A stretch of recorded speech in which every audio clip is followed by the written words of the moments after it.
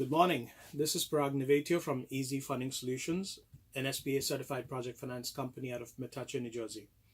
Welcome to our new EasyFS financing tips video segment. Today's topic of discussion is construction during SBA financing. I have found in the past a few issues or places of importance that have caused bottlenecks or delays in the financing process.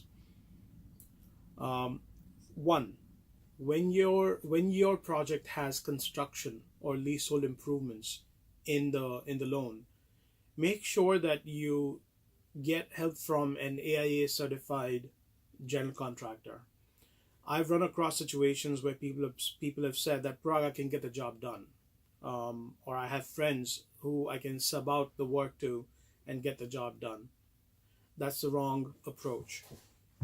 When you're looking for financing from a bank, especially, the bank requires an AIA certified general contractor to take control of your project and make sure that the work is done as per on deadline, first to meet the deadlines, and second as per the city standards, as per law, basically.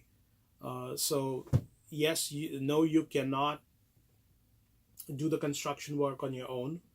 You really need an AIA certified general contractor to take control of your work. Second, seek that AIA certified GC's work much ahead in the process. What I mean by that is people usually go and get an estimate based on their experience. And what happens very often than not is months down the road, when the actual loan is in closing mode, it's determined that we're running out of money because we don't have the money provisioned. We don't have enough money provisioned in the use of proceeds in the project. By which again I mean that if the construction category has $100,000 allocated towards renovation in your project, we find out months later on that it's 125 or 140,000. So now where do you get the extra 40,000 from? Do you have the extra 40,000 to put as a down payment? That's not many people have that luxury or that have that liquidity to throw in the extra money. So you want to make sure that the GC actually gives you a proper construction budget, almost a final construction budget up front, months before the process starts, so that you don't run into that problem down the road in the closing stages. Because what happens then at that point is you go back to the bank and ask them for more money in the project, and now where you were gets shifted, pulled back all the way to a point where that loan needs to go back into a loan committee to get reapproved for the increased loan amount.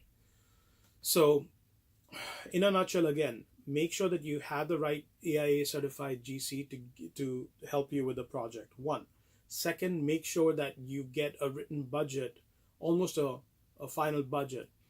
Look, 10% here or there is totally fine. SB allows that room, that wiggle room of 10% to go up or to go down. It's not an issue.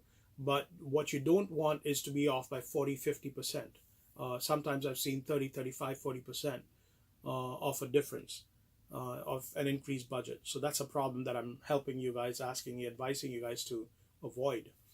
And the third thing about construction that I would like to just make sure that people are aware of is when your GC comes in and performs a task, a job for that period, say for that 2-week period, then they present an invoice to get paid before the next period starts, the next piece of work, part of the work starts.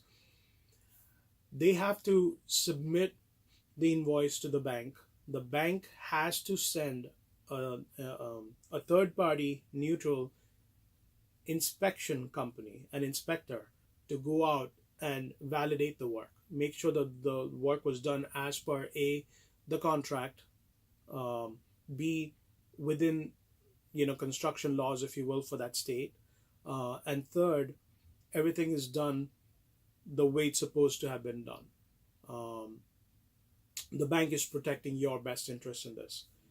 So make no mistake to understand that the GC doesn't get paid 100% of the invoice, they get paid only 90%. The 10% is called a retainage that the bank will retain till the GC obtains the certificate of occupancy after the entire project is done. Once the GC brings a certificate of occupancy to the bank, the CO, um, the bank will release all the 10% of every invoice that they had kept back, that they had retained. They would now give that money back give the money to the GC, and the GC is pretty much done at that point. So again, 10% retainage is important to understand. Get a full budget estimate, construction budget up front, so that you don't go back to the bank and ask for more money later on. And make sure that you have the right AIA certified general contractor doing your work. You shouldn't be doing it yourself. So if you can keep these three construction points in mind, this would help you to speed up your construction projects, loan projects, later on, as opposed to having bottlenecks and delays in the process, which really just causes problems to you as an entrepreneur that wants to get running and started. That project doesn't get started on time. Second, it causes a problem to the banks as well. And third, it does cause a problem to the GCs as well, because the GCs are not getting paid on time, and now they're in a dilemma where they could just leave your project and go to another one, which is what you don't want. So if you follow these three guidelines, hopefully this would help you prevent any delays going down the road.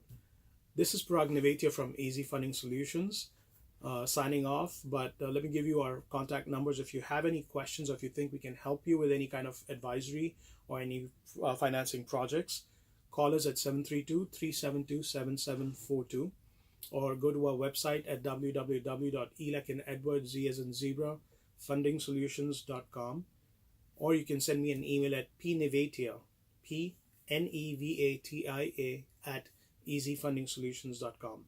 You can visit our YouTube page at Easy Funding Solutions.